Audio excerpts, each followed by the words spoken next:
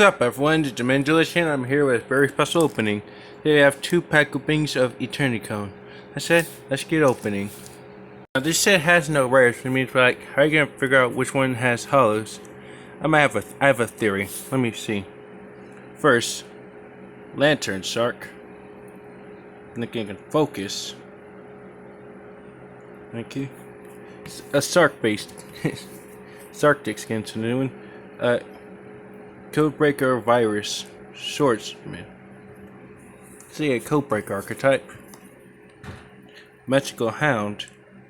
I'll have to check out what his ability is. Splash Magician. So yeah, I'm pretty sure this are hollow. Megalith Unformed, a Megalith card. Unchained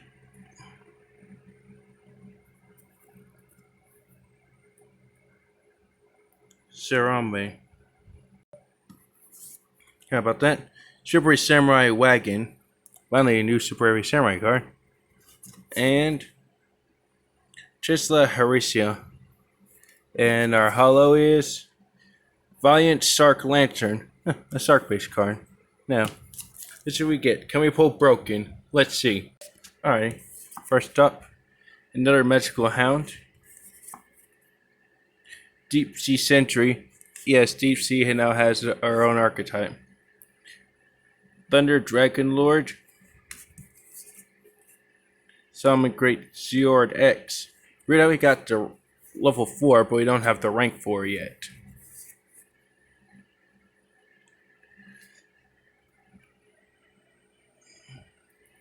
Necroid Prism.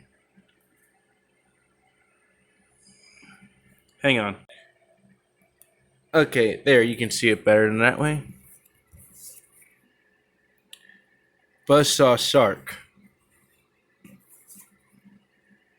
Stairs of Mail, a Tindango card.